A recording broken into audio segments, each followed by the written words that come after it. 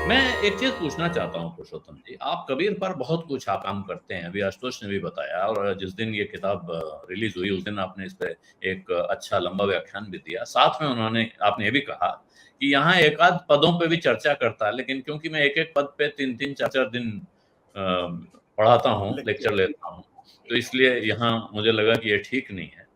क्या है कबीर में क्या है जो कि आपको यहाँ तक ले जाता है और क्या आपको लगता है 2 सवाल हैं। एक कबीर में क्या है?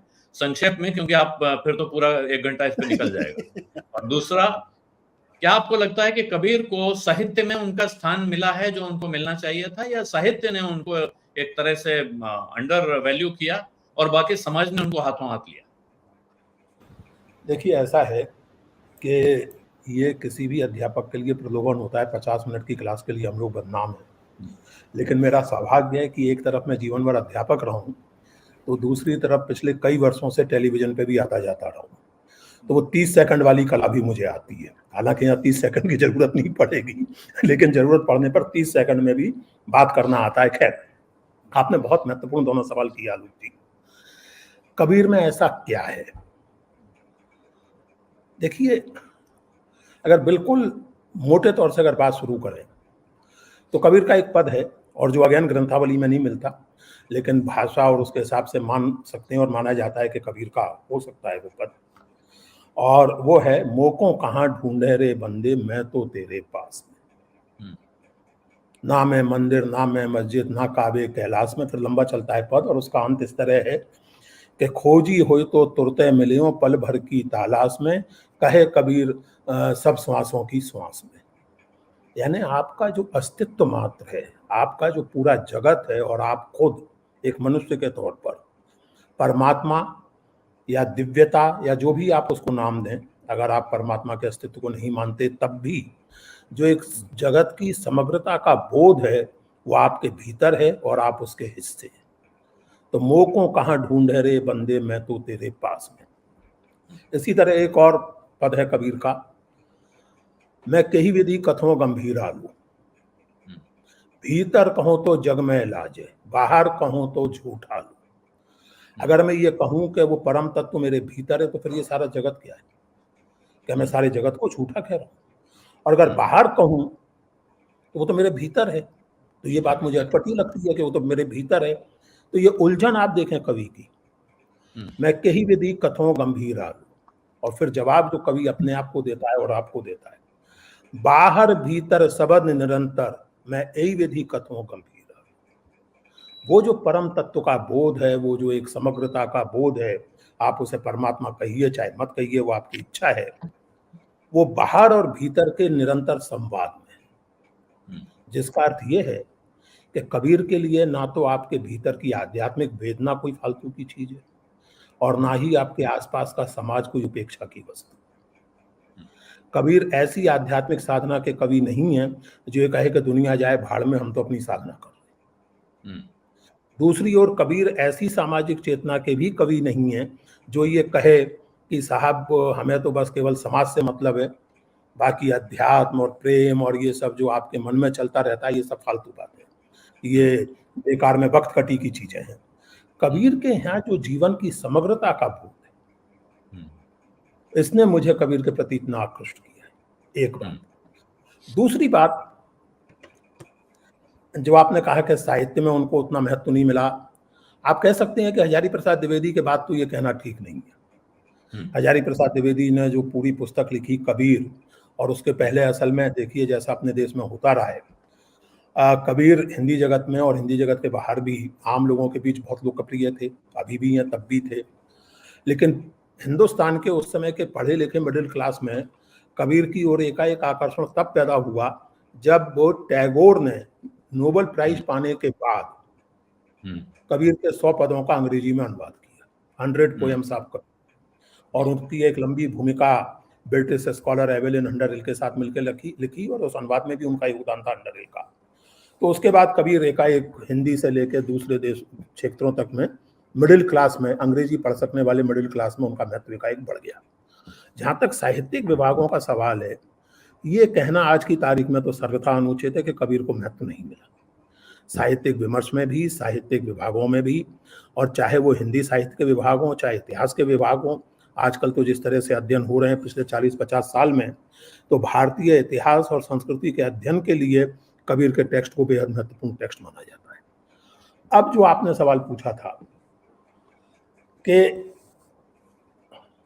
कबीर के प्रति आकर्षण, और उसकी जो मैं बात कर रहा था, देखिए कबीर की एक बहुत बड़ी विशेषता ये है, और ये बात मैं अपने ढंग से बार बार कहता हूँ, कि कबीर अनोखे हैं, लेकिन ना तो पहले ना आखिरी। ऐसा कुछ नहीं है कि कबीर एकाएक पैदा हो गए और कबीर के बाद कुछ रहा ही नहीं।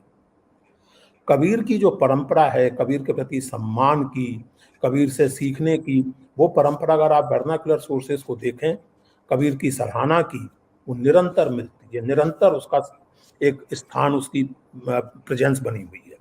मैं इस समय एक किताब मैंने तैयार करके दी है, मैंने और डेविड लॉरेंजन ने, जन गोपाल पर, जो दादू के जीवनीकार थे, संत दादू दयाल, और मेरा ख्याल है वो किताब सितंबर के अंत तक आ जाएगी, ऐसा मुझे स्पीकिंग टाइगर के जो हमारे मित्र रवि सिंह, उन्होंने बताया है।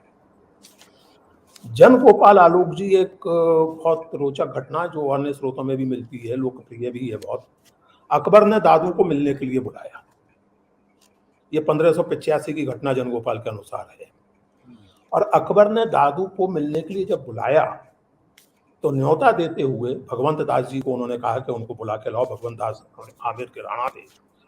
तो उन्होंने कहा कि मानो लियो कबीर निवासु, मैं दादू से मिलना चाहता हूं, क्योंकि मैंने सुना है कि वो इस युग के कबीर हैं। यानी कबीर का नाम अकबर के समय तक एक मेटाफर में तब्दील हो चुका था, कि मतलब मानो लियो कबीर निवासु। फिर अकबर के पास जाते हैं, दादू 40 दिन सत्संग होता है, और जो बहुत ही रिमार्केबल है कि उस पूरे डिस्कशन में जो 40 दिन चला है, और जिसको रिपोर्ट करने में जनगोपाल लगभग 25-30 पेज देते हैं अपनी छोटी सी पुस्तक के, उसमें दादू बतौर अथॉरिटी के केवल एक व्यक्ति को कोट करते हैं, और वो है कबीर।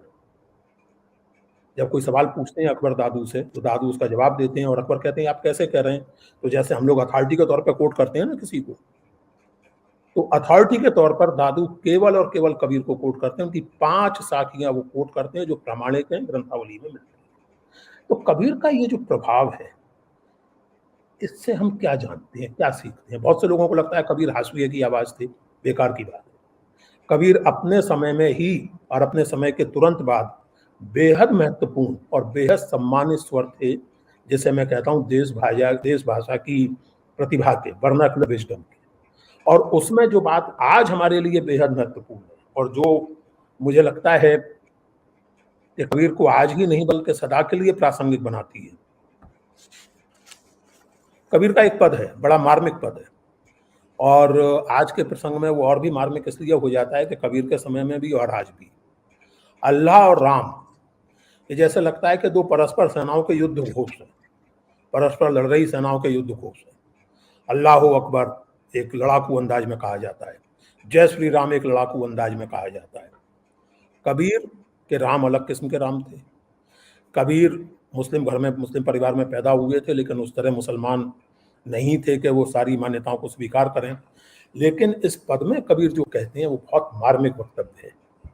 जेती औरत मर्यादा कहिए सब में रूप तिहारा, कबीर पंगड़ा अलह राम का सो हरे गोर पीर हमारा।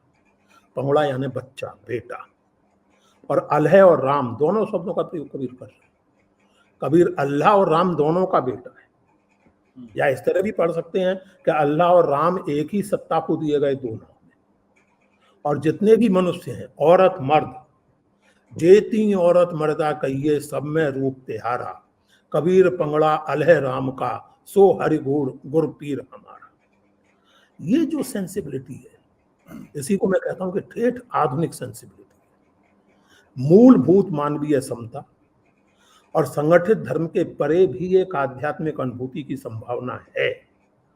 जैसे आप कहते हैं कि धर्म किसी ना किसी तरह के नाम के साथ, हिंदू धर्म, इस्लामी धर्म या हिंदू वगैरह वगैरह, क्या ऐसी कोई संभावना है जिसमें कि मनुष्य अपनी आध्यात्मिक पिपासा को बिना किसी संगठित धर्म के मुहावरे में ढाले बिना तृप्त कर सके?